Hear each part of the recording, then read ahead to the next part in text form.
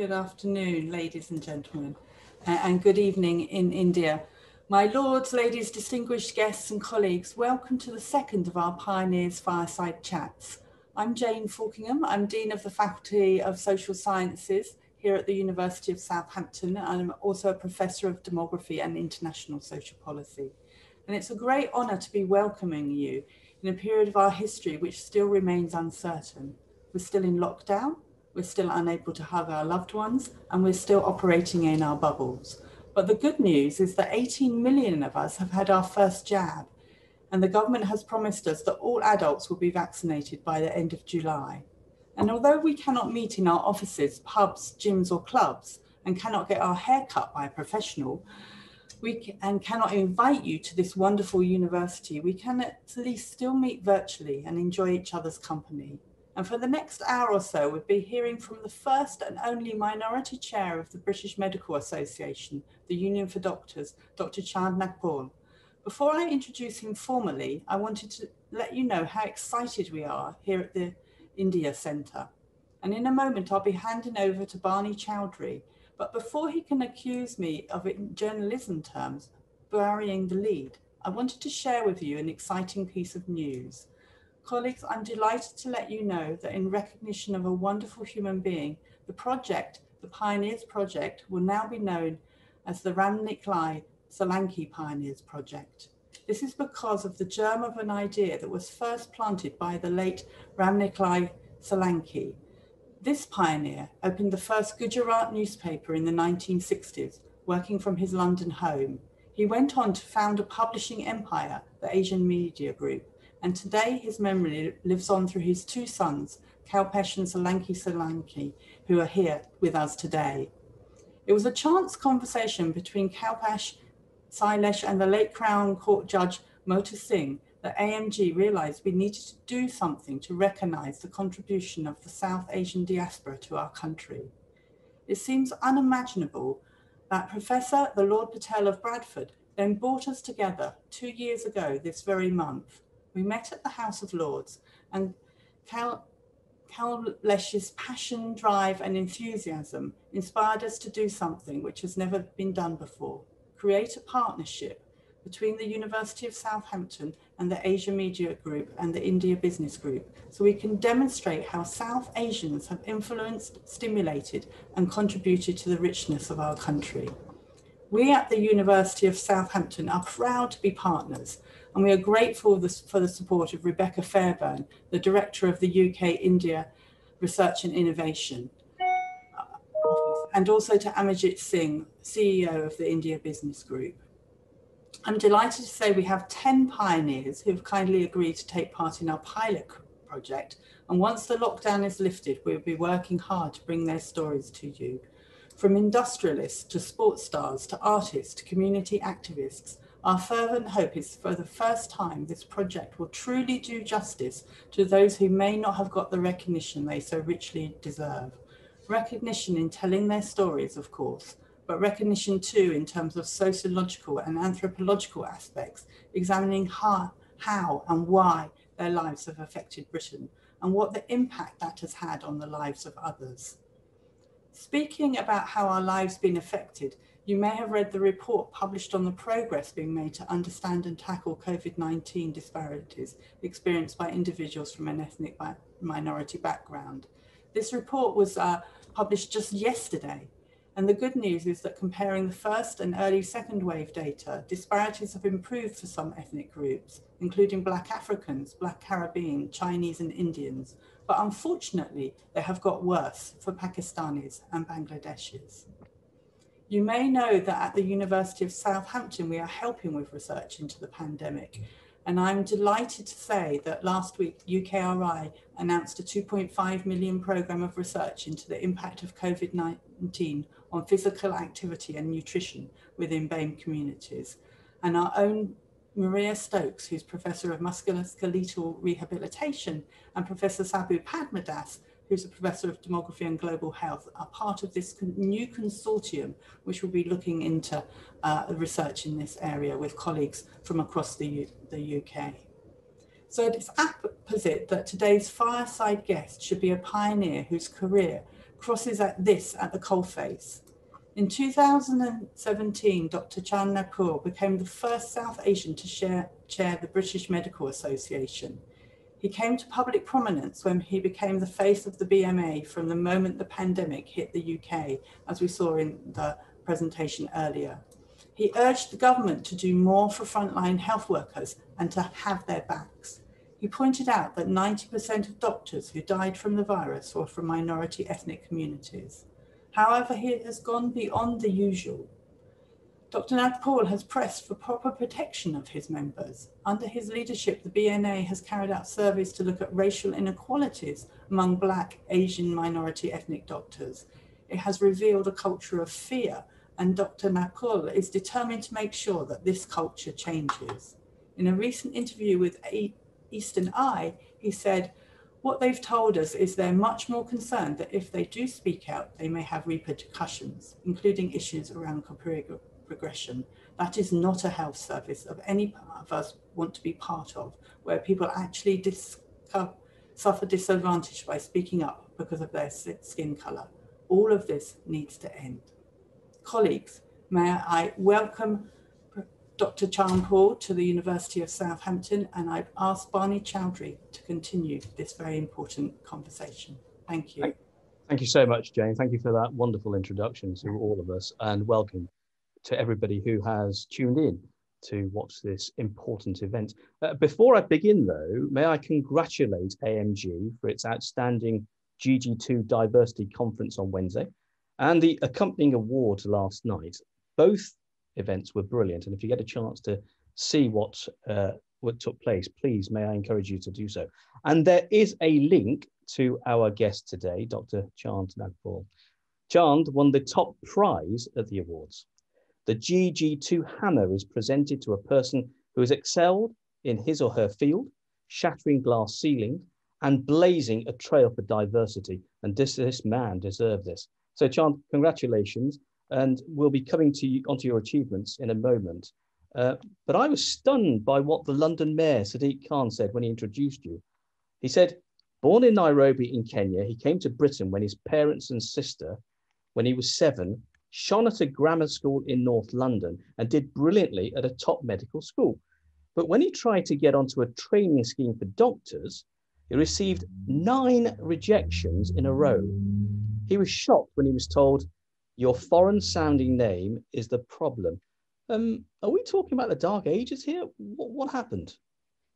Yeah, so it was an absolute shock for me because, as you said, I went to a grammar school. I got top grades in my O-levels, GCSEs, A-levels. I went to a very thought of medical school, and I was just gutted. I could not understand how my CV, that had nothing lacking, but in fact had so much going for it, resulted in these rejections. And in fact, at that time, there was also another study, a very well-publicized study done by Sam Everington and Anise Ismail, who are both GPs, where they published this in the BMJ, that there were 2 identical CVs sent to several different hospitals for job applications, identical. The only difference was the name. And in fact, it showed and it proved that the name made all the difference, that you were more likely to be shortlisted, more likely to be offered a job if your name was a British name compared to a foreign name. Now, you know, for me, until that point, my progression was based on exam results. And in some ways, an exam result is an objective parameter. But it was devastating to see that that the subjective shortlisting that was going on was discriminating in this way. Well, what I ended up doing was, on my 10th application, I went to Charing Cross Hospital and knocked on the door of the postgraduate dean who would be shortlisting. And I knocked on his door unannounced, and I said, "You don't know who I am." I handed him an envelope, opened it, gave him my CV. I said, "This is my name. This is who I am. I desperately want to come to your training scheme. I want to be a GP. Please, just consider me." And he looked at me, he accepted it. And it was the first time I was shortlisted for interview. There were 180 applicants for 2 places. And I was offered the job. But can I tell you, before that interview, I must have done research for a month on general practice. There was a green paper at the time. I knew more about the green paper than the people interviewing me. And I think that's a sign of how much one has had to do over and above to try and guarantee getting to the next rung in the ladder. Now, once that door opened, things became much easier for me, but it was actually having that door opening that was the barrier. But getting into it in the first place, you just mentioned the hurdles, and I'll come on to that, but without doubt, there was racism at play here, systemic, structural, institutional racism at play here, and we'll talk more about that in a moment, if we may, Chaand. But let's start with the quarterly survey, which is out today. And apparently things have got better for Black Asian people in terms of disproportionality, except for Pakistanis and Bangladeshis. In your view, what credibility does the government have when it comes to tackling inequality in the health service? Well, I think that there's no doubt that the issues around inequality, race inequalities, have been present. Structural discrimination has been present for decades, and it isn't that COVID has somehow highlighted something new. It has reinforced those inequalities. I was pleased, of course, that the quarterly results now seem to show an improvement for certain ethnic minority groups. But I have to say, we're still looking at the data in more detail because the data may not be fully adjusted for age. So there are some issues that we want to just be sure about, but it shows a trend in the right direction. I don't think that the government acted promptly with what we uncovered last April onwards. I think that back in June, when the Public Health England review was published, it was very clear that we needed to do much more about engaging with communities, building trust, building confidence, having culturally competent messaging. And in fact, as the months went by, we didn't see any change. In fact, even SAGE in July came out with a very good report saying that there was a real concern that the ethnic minority communities did not trust government messaging. And there were many good reasons for that. I mean, if you think back in April, the message from the government was stay at home. Well, in fact, large numbers of ethnic minority workers, key workers, but that message meant nothing to them. Don't use public transport. Well, you don't have a car. What can you do? Use a spare bathroom. If someone in your family is infected, well, in an overcrowded house, you're not going to have a spare bathroom. So the messaging was woefully culturally insensitive. And in fact, that is exactly what SAGE said. So what I think the government should have been doing from June onwards was to build up that confidence and trust. And that very much leads into where we are today, when we're seeing sort of language of vaccine hesitancy. And we can talk about that later, perhaps.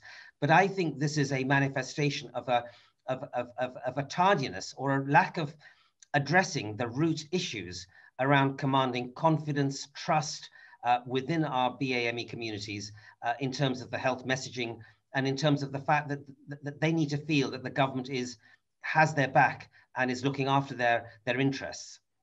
The problem is, John, is that you, as the chair of the British Medical Association, send in data, send in letters to the Health Secretary, to Simon Stevens, and despite what the government says, which is that we're going to listen to the scientific evidence, what is your feeling as a chair of the BMA about actually listening, actively listening? Because you're saying that it's been woeful in terms of the way it's been treated so far. Why aren't they listening to eminent people like you? I think one of the facts around our political system is there are so many different players. So if I'm speaking to NHS England, the Chief Executive Simon Stevens, I'm not speaking to the Department of Health in the same context. If I speak to them, there's another part of the system that's doing other work. Then you've got number 10 as well, which is different from the number 10 policy unit is different from the Department of Health. So there are different players. I don't know why, because to me, it just seemed so clear that what we witnessed last summer was so wrong, that we saw such inequality in the way in which this virus impacted on certain sectors of the community. I still cannot understand why more wasn't done at the time and why there was such tardiness in the response. I don't have an answer for it, because I totally, can say that I called for changes, and very practical changes, with all the major authorities that control our health service. To me, it remains a mystery why we haven't seen the changes that were necessary. And that leads into also the priority groups for vaccinations too. Talk to me about that, because the priority groups have no rhyme nor reason. From my personal point of view, I'm a diabetic, but I wasn't able to get the vaccination. I'm BAME. I wasn't able to get the vaccination until last Saturday. I'm in my 50s. And yet there were people who are younger than me who were able to get the vaccination. What's going on?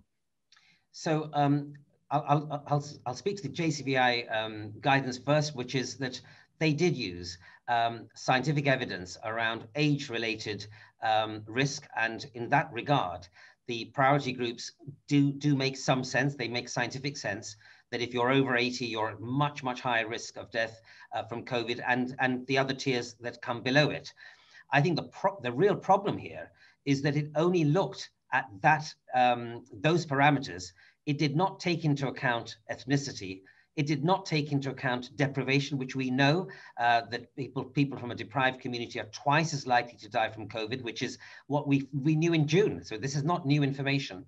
It did not take into account occupation, where we've known again since last June that people who are in public transport work, people who are in hospitality, security guards, cleaners, taxi drivers are at much higher risk. So all of those factors, of course, should have been considered, including, of course, as you mentioned, other medical conditions. So a Bangladeshi taxi driver, already at high risk of occupation, who's 60 years of age, who has diabetes and maybe kidney disease, and lives in an overcrowded house in Tower Hamlets, would not have been prioritized for the vaccine. Now, that was it's clearly illogical, because you add all those risk factors and he is at high risk. So I certainly did raise this when we found out about the priority groups. And what we called for was that in addition to the JCVI priority groups, there should be these additional risk factors added so that we can target those people who are at the highest risk of death. So we certainly, and I certainly spoke out about it. I could not see a reason why we hadn't complemented the priority groups with these other factors, because in not doing so, we were not protecting the high-risk communities. I've got to be careful of how I phrase this, John. Not listening to you, not listening to other groups, not following the scientific evidence. How much has the government got blood on its hands? I think there's a time and place for a proper analysis of the government's actions, etc. But I do think that certainly when it came to protecting, or it comes to protecting our BAME communities, and I think the science was very, very clear that there were people who were at high risk of infection and the consequences of it that were not in the priority groups.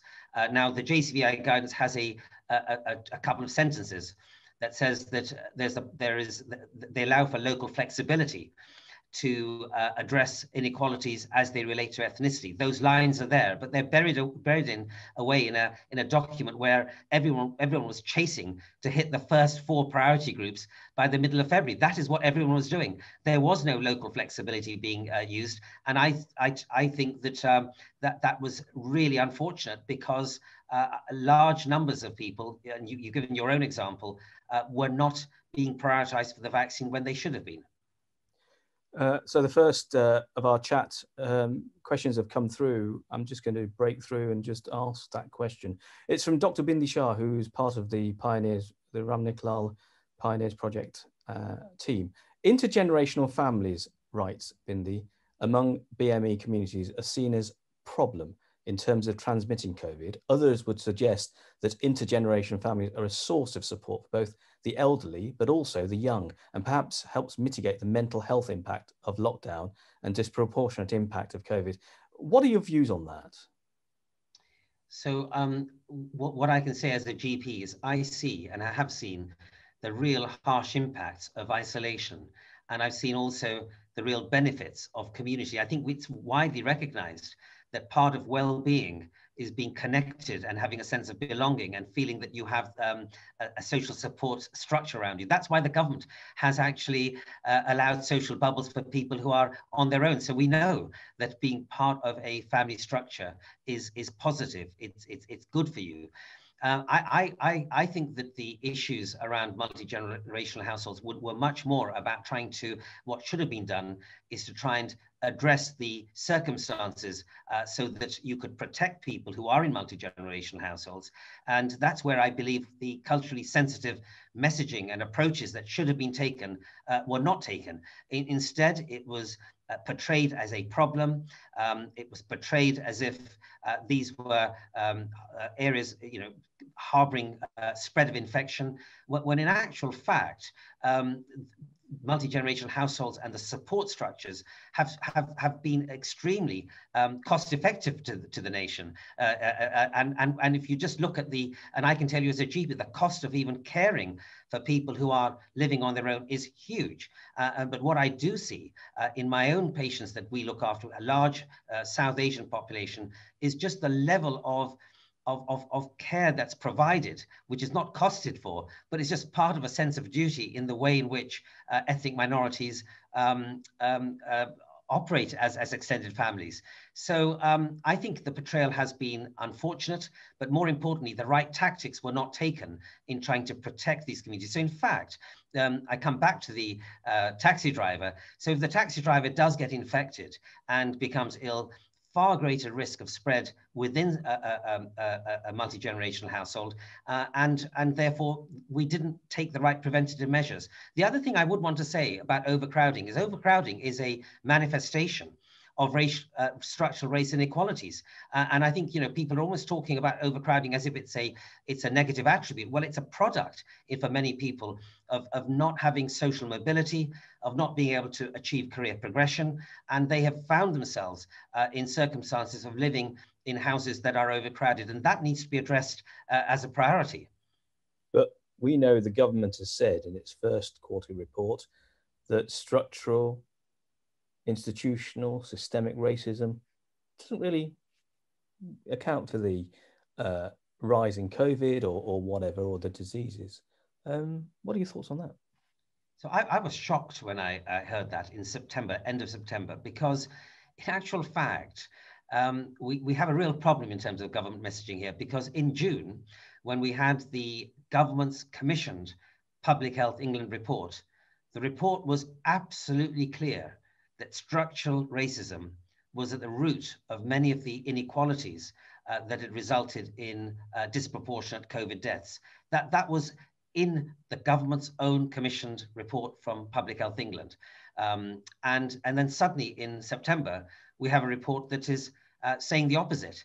And I have to say, the evidence is clear that, and I certainly do think that the Public Health England report had identified in very convincing and scientific terms the range of structural factors that had resulted and have resulted in the unequal impact of COVID, and all the evidence around deprivation has also showed how structural factors have played an important part. So no, I don't accept that. I don't accept the pronouncements from the first quarterly report. And that goes to the heart of the argument that many in the Black and Asian minority ethnic communities have, which is this: that there is no credibility. This is political rather than actually looking at the facts as they present themselves. How much would you agree with that?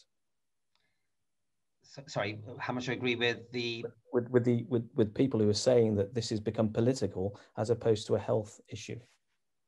Yeah, I think that politics has interfered far too much on such issues. It's interfered, well, as a doctor, it's interfered with the health service for far too long, and there's no doubt that it's hard to reconcile the political statement in September that says that structural racism has no part to play with what has been a clear government commissioned scientific report from public health doctors who actually do understand inequalities. That's their job. And when the government says it's following the science, well, it really does need to follow those clear messages. And something also that came out from SAGE, and these are scientific advisors to the government, who also highlighted the structural racism that has impacted on ethnic minorities during COVID. That was in July. So I remain I'm mystified as to why we're not seeing this. It's obviously a political judgment, but certainly not a scientific one in my view. Monica Luckenpool, who's in our audience, says, I'm working on the consortium bid on impact of COVID on BAME communities with Subal Padmadas and Maria Stokes. I'll be leading the work package on young people. We are very concerned about the impact on young people, the impact on their future prospects, health and mental health. And looking forward, what do you think, she asks, that the government and ourselves as a society can do to help young people move forward? So I think there has to be an absolute acknowledgement that there is not equal opportunity at the moment. So if I look at the NHS and the health service, we see unequal access to medical schools, and we're doing a lot of work in trying to widen participation. When you start at medical school, a young aspiring doctor, you're faced with up to 4 times the level of bullying and harassment if you come from an ethnic minority background. That is what our statistics have shown, so much so that the British Medical Association last year launched a racial harassment charter for medical schools, which has now been adopted in the vast majority. I mean, I think it's a shame that you start in a career that's rooted in the principles of fairness and equality. That's what we stand for as doctors, to be experiencing such inequality from the beginning of your training. When you then look at the career in medicine, from the career of a young doctor, there is absolutely unequivocal evidence that your chances of passing exams, postgraduate exams, is lower if you come from an ethnic minority background. And in fact, that also is lower if you've been trained in the UK. You have lesser chances of being shortlisted for more senior jobs, which is why you see far fewer BAME doctors in consultant posts.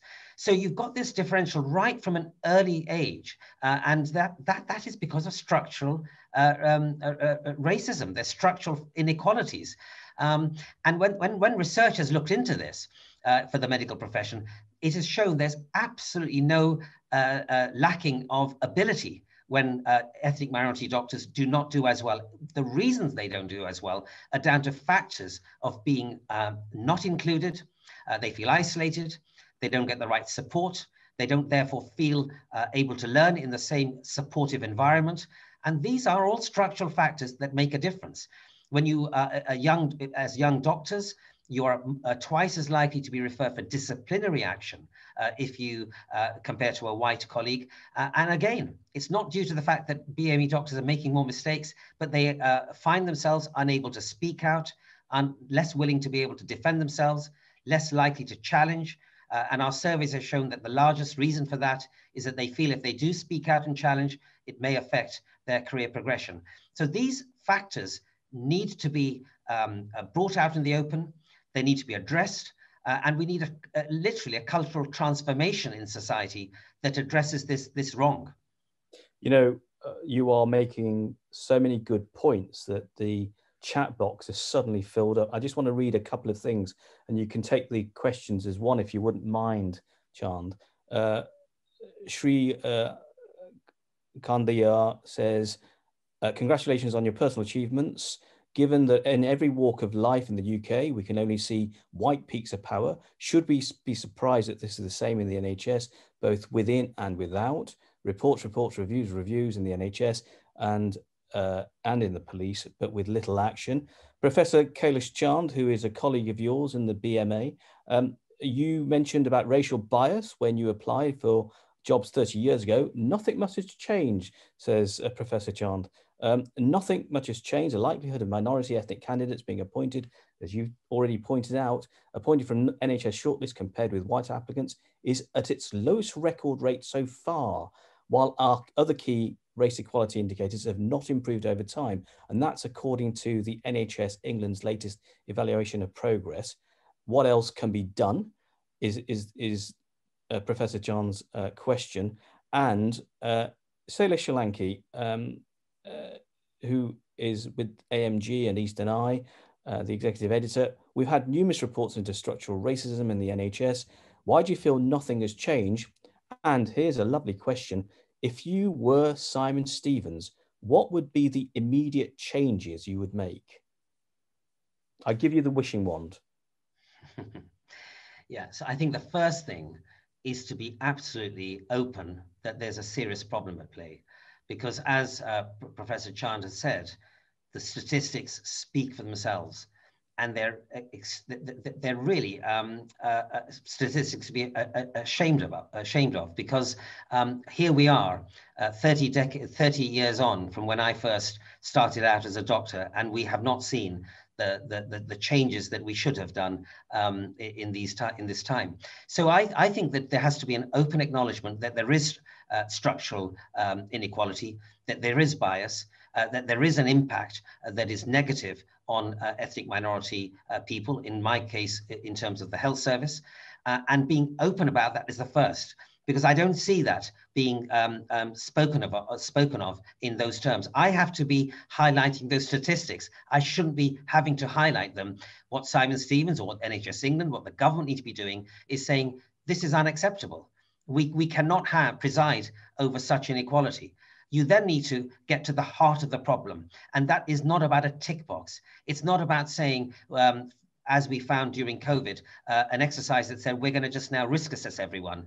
It is about actually making transformational change in terms of those root structural causes.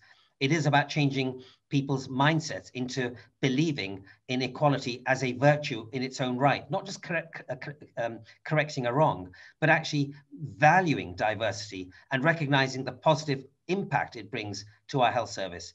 There's now increasing evidence that NHS institutions that are embracing of equality, that have more diverse workforces, actually do better in providing patient outcomes. So in fact, where not only do we have an inequality for those affected by race inequalities, but you're actually denying the population of the best possible care it can receive, because you're not allowing the full potential of our healthcare workforce to be realized. You're not allowing the immense talent of ethnic minority healthcare workers to be able to be fully delivered, and you're not allowing people to be their best. So I think there's a really strong argument at the top to drive this cultural change that achieves equality in the interests of people and the nation.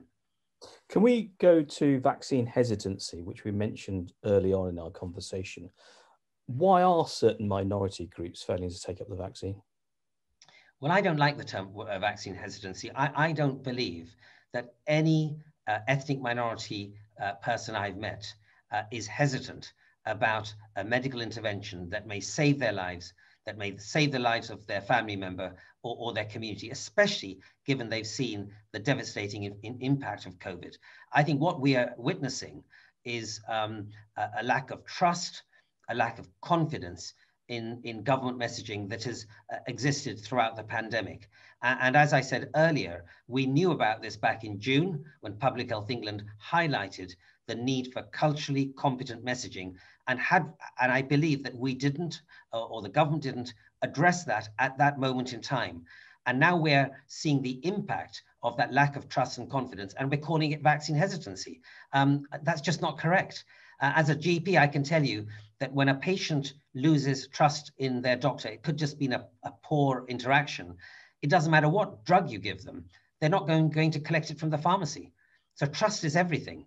And I think what we should be really talking about and addressing is, why is it that the government and the authorities have not been able to engage the trust and confidence of our ethnic minority communities? That's what this is about, in my view, not about hesitancy about receiving the vaccine. So speak to me about the trust that's broken down between certain communities and the government. Why has that happened? So some of this obviously predates COVID. Ethnic minority groups that have not felt that the health service has provided care in a way that's been tailored for their needs, in a way that's been delivered according to their circumstances. During COVID in particular, we've had issues right from the beginning about the messaging, about staying at home, which didn't apply to large numbers, about not using public transport to the public, but in fact for many ethnic minority people, key workers, they had to go out to work and were not protected. I believe they did not have the right protection. They weren't provided with masks until very later on. When we had messaging around the rule of 6. Well, what does the rule of 6 mean to a household that may have more than 6 people? We saw the fact that important religious festivals, and for the right reasons, could not take place physically because of lockdown restrictions. And yet we saw Christmas relaxation at a time when the virus was rampant. Now, all of those things, have an impact. Sage actually looked at even the wording of government messaging and said that messages such as stay alert with a government logo were just sending the wrong signals to many ethnic minorities. So in fact, there were very clear examples given of why the many ethnic minority communities were not feeling confident about the information being given by the government. And that should have been addressed several months ago. I think I sent you a message, a private message earlier today, and I want to publicly send my condolences and love to the comedian Paul Choudhury. His mother passed away, and I'm not going to go into what he said too much, but his social media posts are really heartbreaking. He makes the point that the media has bought the government's line, that it's the fault of minority communities. But he does his sums and he works out that more white people are refusing to take the vaccine than minorities. He's also angry that his mum wanted the vaccine but wasn't given it. And she went to the doctor and asked that. Where are you with this? How much is it that the government is blaming the groups rather than looking inwards in itself? Yeah, I think that the government, the media have sort of gone behind this headline of vaccine hesitancy as if this is some cultural rejection of a proven benefit. And I reject that. I don't think that is the case. I serve a large Asian community, our GP practice does, and we've seen our community come forth, have the vaccine. It's been about the fact that we've engaged with them, and in fact, patients trust their GP practice. I was very saddened, and in fact, it was heartbreaking to read the tweet from Paul, and I read that, and I was particularly troubled because it goes back to the issue of categorizing prioritization on an age basis without looking at other risks of an individual. Now, I don't know Paul's mother's specific medical circumstances, but there are many ethnic minority people who are at high risk and have been at high risk, who don't fit the neat 4 priority groups, who have other medical conditions, who are by their nature of being from an ethnic minority at higher risk of COVID. And I've been very open that should have been addressed as part of the vaccination program. Things have actually now improved because there is now a risk calculator being used that is using ethnicity as a part of the risk. And so we're probably going to see about 800,000 more people being called for vaccination. But that's been done just now, just about a week ago.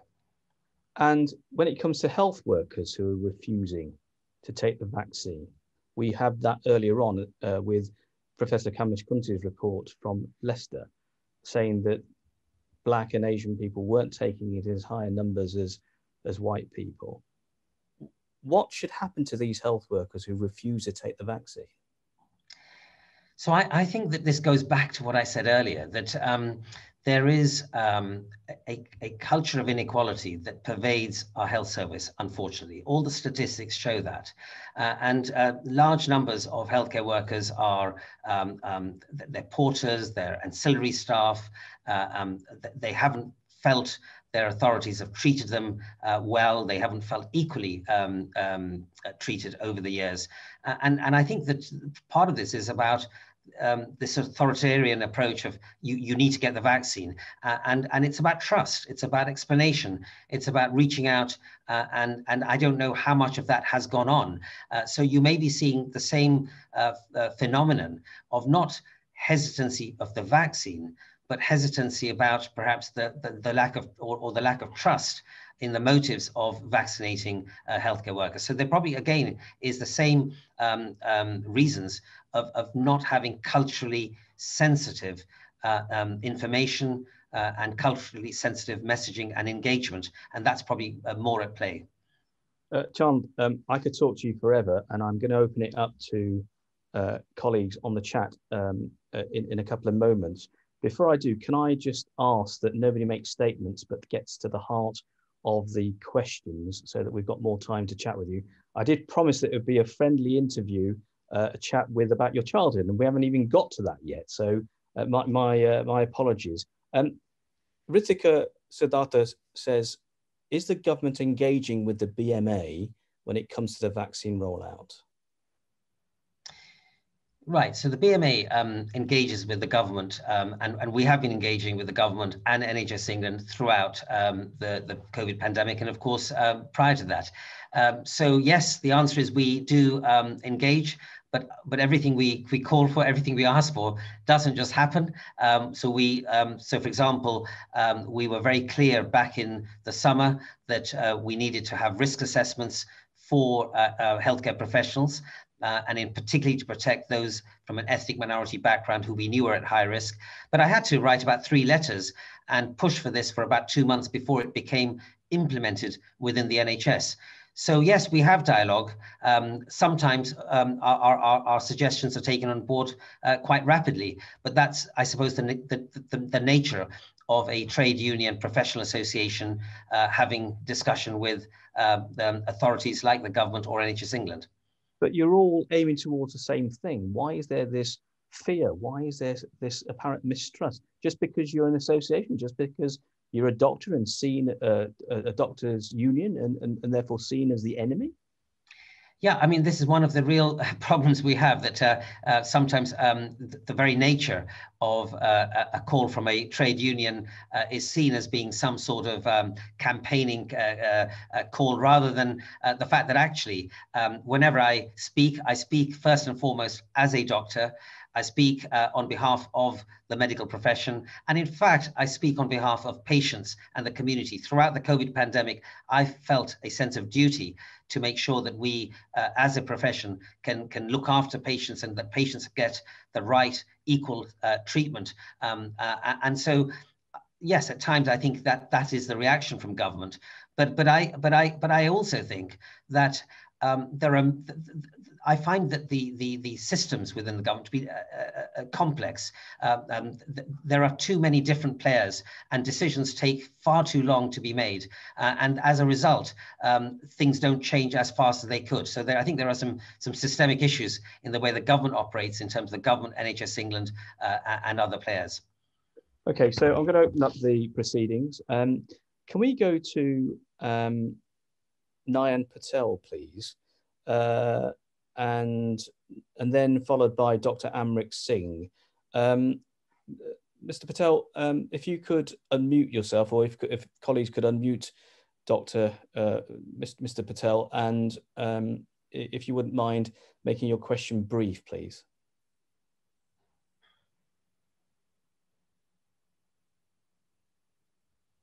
Okay, obviously not. Dr. Amrit Singh, GP in Bournemouth, are you there? Okay, I think we're having microphone anxiety here. Let's turn to Amrit, Dr. Singh's on now. Okay, Dr. Singh, if you want to show your face as well, that'd be lovely. Right, how do I do? Okay, don't worry, just ask your question.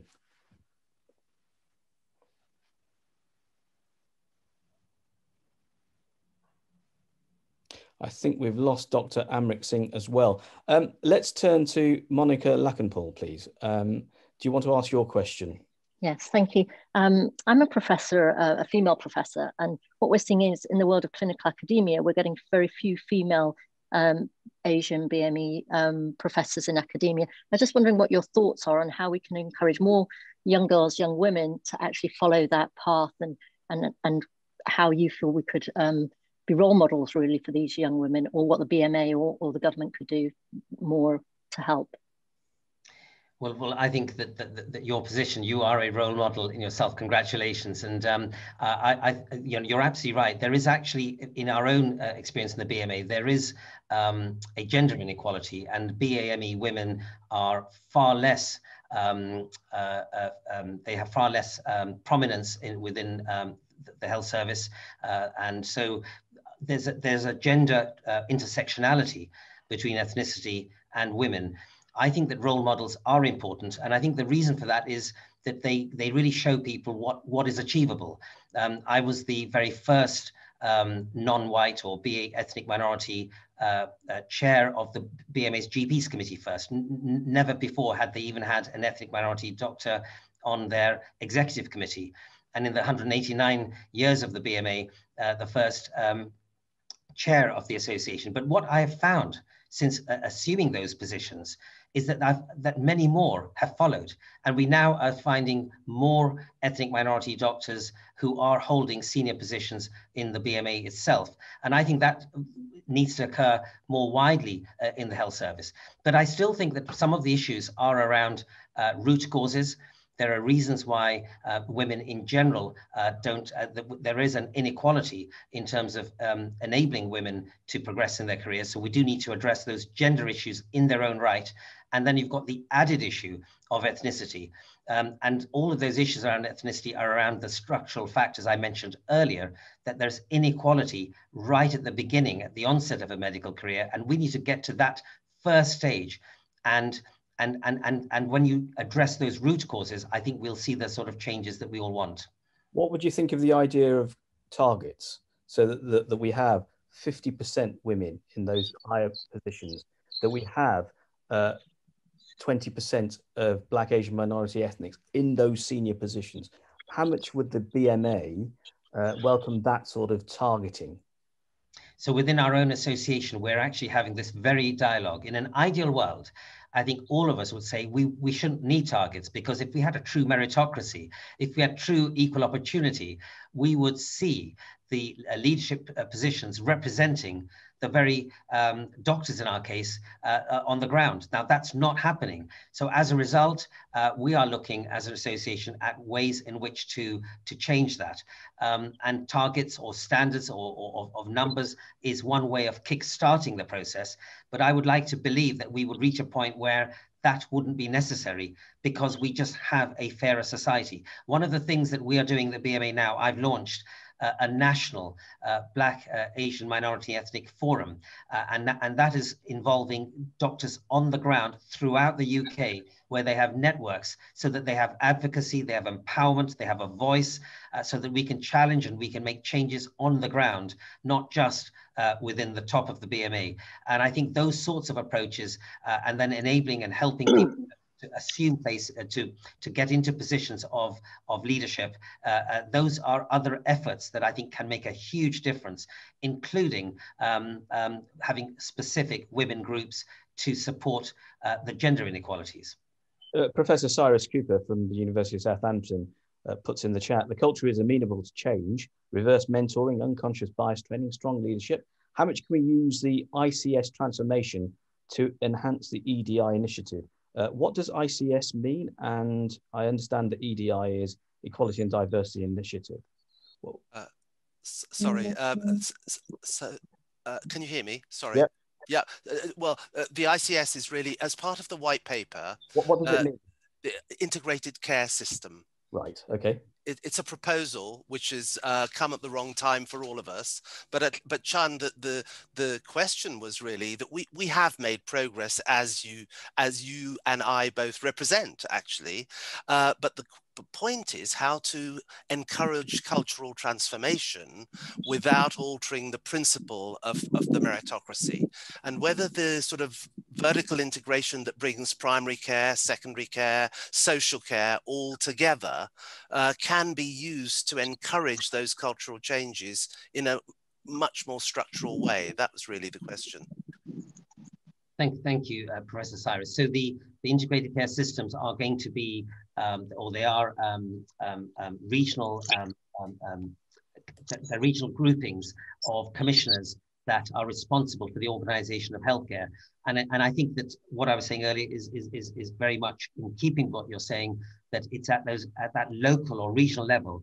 I believe you need to have you need to have standards, or you can even have targets that embed a culture of equality, diversity, and that should be almost integral to the way in which the healthcare system operates at a local level or at a regional level. So I totally agree with what you've said. That is what I believe should be happening, and that's a way forward. But talk about meritocracy. I mean, we know that, and that's why you have a Pioneers Project. We know that people from an Asian or ethnic minority background, Black ethnic minority background, are highly talented. And they're highly talented. They bring their own diverse skills, their own talent. And I know for the NHS, we have been so enriched by our overseas doctors' workforce who brought immense talent. And I think that what we need to be talking much more about is not about somehow putting right a wrong, i.e. Correcting inequality, but being much more triumphalist about, or positive about, the benefits of recognizing the talent that diversity brings and the immense knock-on effect it has on institutions. It has a buzz, it motivates people. And we know that organizations that have embraced this have actually resulted in a happier workforce. Everyone's happier. They do that much better. So I'd like to think of this much more untapping the merit and the talent of people as much as addressing a wrong. I totally agree. Thank you, Professor. We really need to move on. Can we go to Dr. Amrit Singh, please?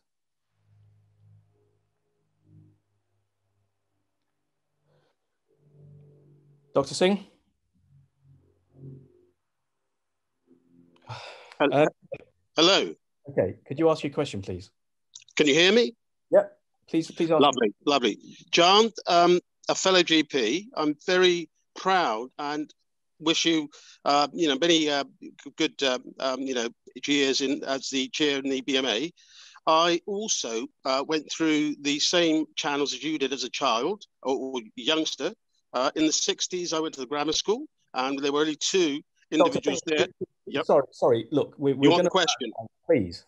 Okay. The question is: we know that occupation and obviously past medical history in BAME individuals is obviously very relevant to their increased mortality. What other factors do you, in your knowledge, are aware of that may be contributing to this increased mortality in BAME? Sure. So so you're absolutely right. The other factors are ethnicity. Occupation has been shown to be has a direct effect. In fact, the ONS has shown it's actually listed the types of jobs which are at highest risk, of which are overrepresented by BAME people. We know underlying medical conditions, and also there's a very strong impact in terms of social deprivation, living in areas of social deprivation. Now, all of those need to be factored in to any healthcare preventative strategy, be it vaccination or otherwise, because if you don't do that, you're not addressing the root public health causes for inequalities. Chaand, I want to spend the last few moments, if I can, to fulfill my promise to you, which is to talk about your journey, if I can. You came to this country when you were 7. Tell me about the racism that you faced when you arrived here. So I have to say, this was an absolute shock. So I came from Kenya, a very a country that I felt very comfortable in, and came here. And it was actually 1968, the year that Enoch Powell delivered his Rivers of Blood speech. And I just was shocked. I came to a country where there was overt racial attacks going on. There were signs on windows saying that foreigners not allowed here in terms of renting property.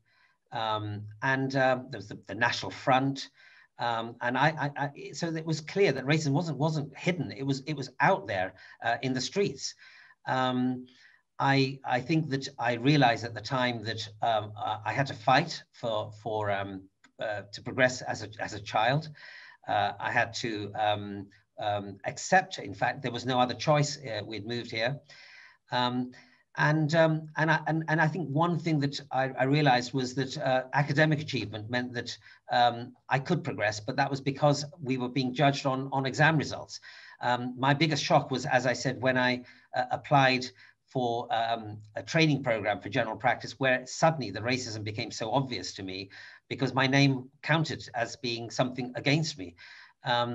When I actually physical, sorry to put across, but you are physical, because in my day, and we're about the same age, there used to be people going around pea bashing. Barney, you're absolutely right. I mean, I would walk the streets afraid when I came back from school. My parents had to work very hard.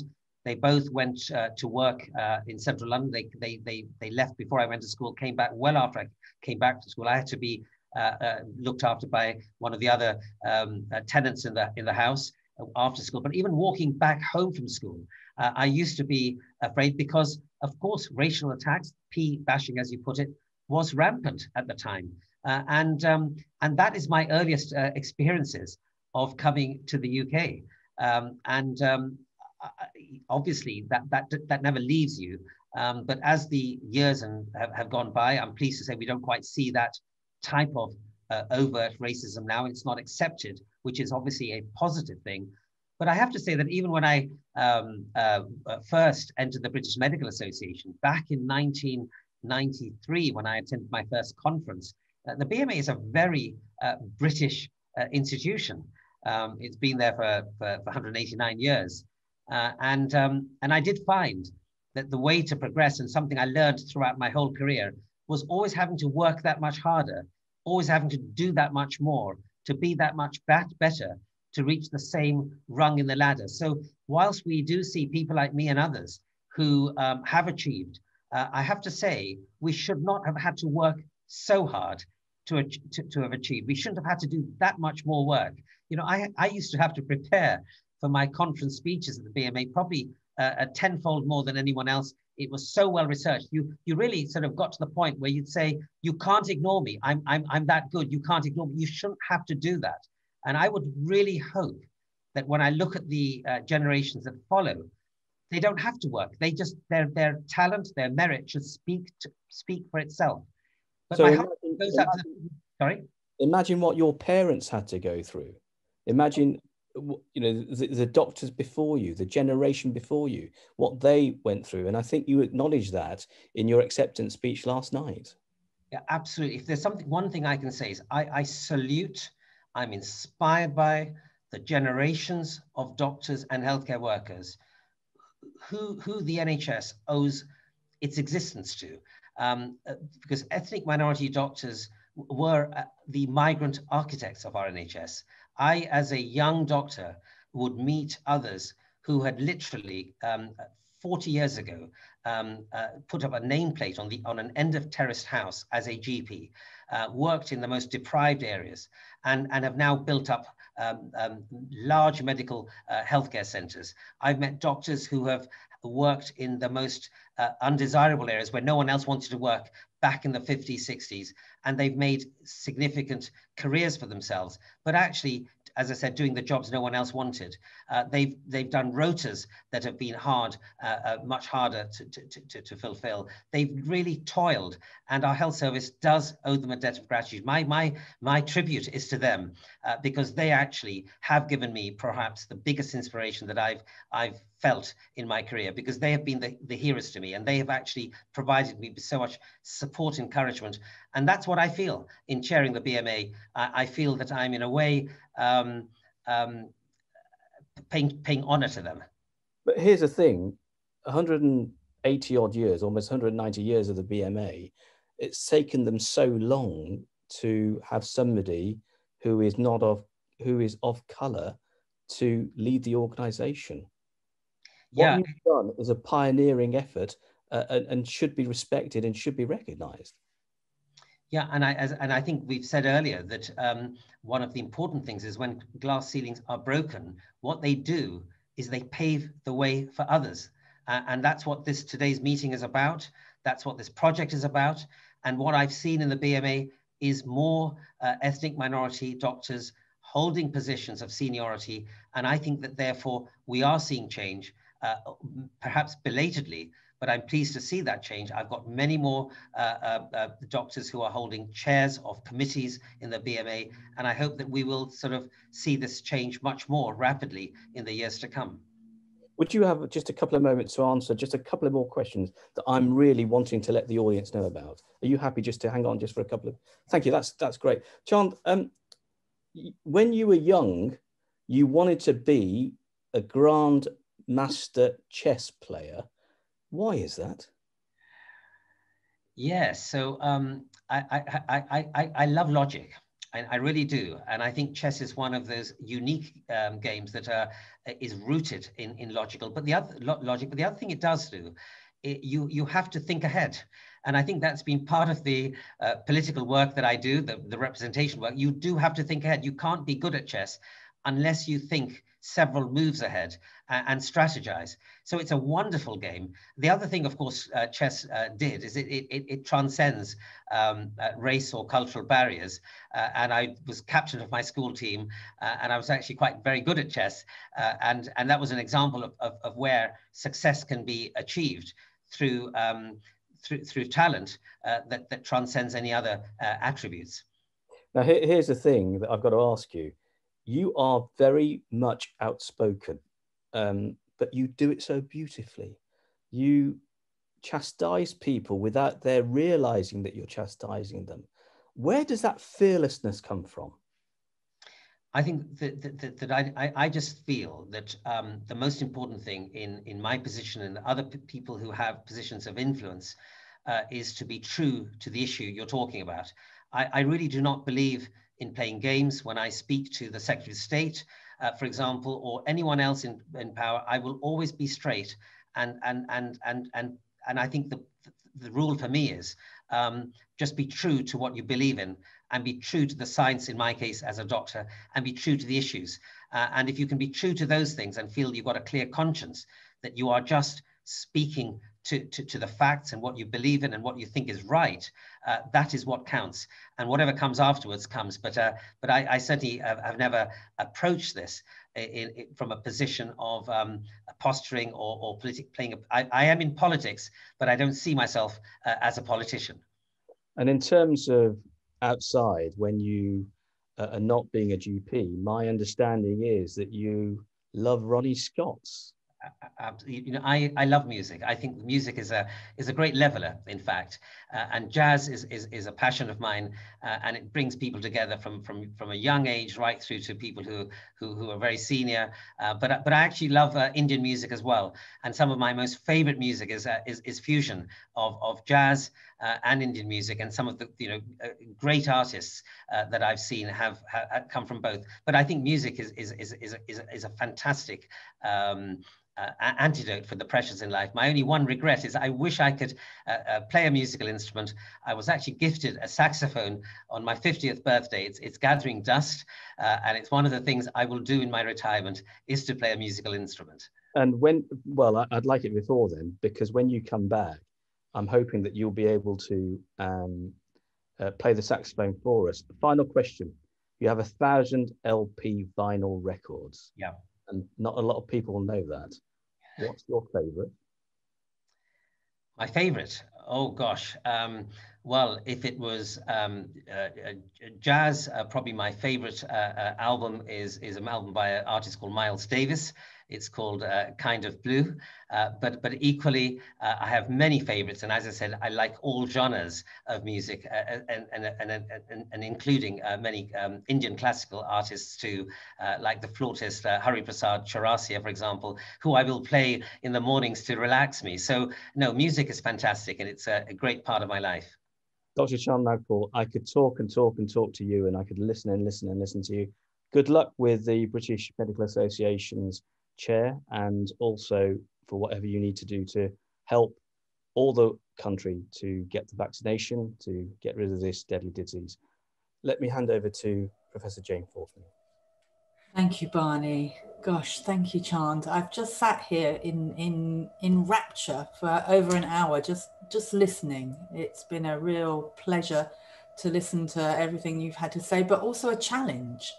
So, you've challenged all of us to think about how we can make sure that breaking through that glass ceiling, the cracks don't get repaired, but actually widen and disappear, because glass ceilings can be a little bit sharp and people can get injured on the way through them. So I'm just thinking how we can redouble our efforts and commitment to make sure that we're not sitting here in 30 years' time having conversations with pioneers, but we're in a very different world. Can I just thank you so much for coming and joining us today? And I know that many of the people listening really wanted to engage in conversations about the pandemic and about vaccines, and others of us wanted to hear more about your journey and your story and your childhood. So when we can, I would love to invite you to Southampton and to give you a proper cup of tea and a piece of cake. But for the time being, can I just thank you from the bottom of my heart and say thank you very much. And we would normally have a round of applause. Thank you. Thank you for the opportunity. Thank you. Thank you very much indeed.